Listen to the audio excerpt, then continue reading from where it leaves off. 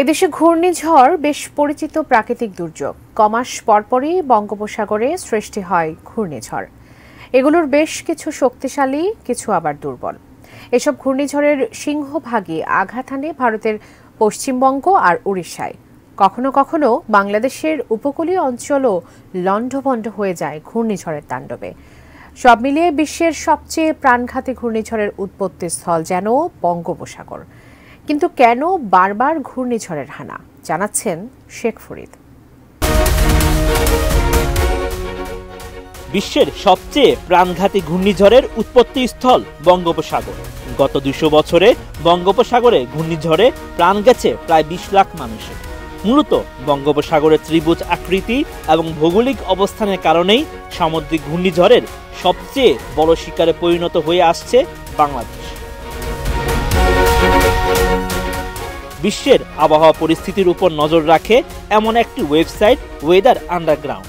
তাদের পরিসংখ্যান বলছে বিশ্বের ইতিহাসে প্রতি 10টি ভয়াবহ ঘূর্ণিঝড়ের 8টি সৃষ্টি হয় বঙ্গোপসাগর। 36টি ভয়াবহ ঘূর্ণিঝড়ের মধ্যে 26টিরই জন্মস্থান এই সমুদ্রভাগে। এমন পরিস্থিতিতে উপকূলের দিকে ধেয়ে আসছে আরেকটি ভয়ঙ্কর ঘূর্ণিঝড় রেমাল। বিশ্বের মোট মহাসাগরীয় অঞ্চলের মাত্র 0.6% স্থান অধিকার করে আছে বঙ্গোপসাগর। কিন্তু এর তটরেখা বিশ্বের সবচেয়ে ঘনবসতিপূর্ণ। সমুদ্র উপকূলে বাস করে প্রায় 1.2 কোটি মানুষ।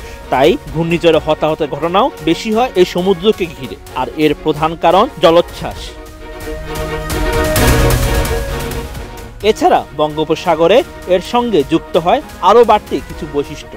এই সমুদ্র খুবই উষ্ণ। গ্রীষ্মে ব্যাপক হারে বেড়ে যায় সমুদ্রপৃষ্ঠের তাপমাত্রা। ফলে এই সমুদ্রের বাতাসে জমা হয় প্রচুর জলীয় বাষ্প। ক্রমাগত বৃষ্টিপাত এই আর্দ্রতাকে ধরে রাখে। ফলে নিম্নচাপ থেকে ঘূর্ণিঝড় এবং ঘূর্ণিঝড় থেকে মহা ঘূর্ণিঝড়ে পরিণত হতে বেশি সময় লাগে না এই সমুদ্রে।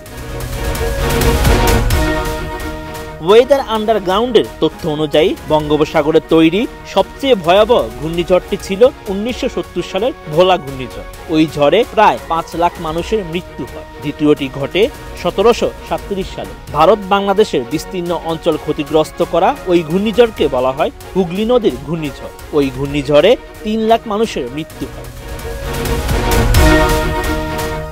1991 সালের 29 এপ্রিল চট্টগ্রামের উপকূলীয় অঞ্চলে প্রায় 250 কিলোমিটার বেগে আঘাত আনে প্রলয়ঙ্কারী ঘূর্ণিঝড়। ঘূর্ণিঝড়টি 02B নামে পরিচিত। এই ঘূর্ণিঝড়ের প্রভাবে 20 ফুট উচ্চতায় জলোচ্ছ্বাসে প্লাবিত হয় উপকূলীয় এলাকা। প্রায় 1,38,000 মানুষ মারা যায়। কোটি মানুষ তাদের সর্বস্ব হারায়। 1970 সালের ঘূর্ণিঝড়ের সময় জলোচ্ছ্বাস হয়েছিল 34 foot. Sheikh Farid, ATN news.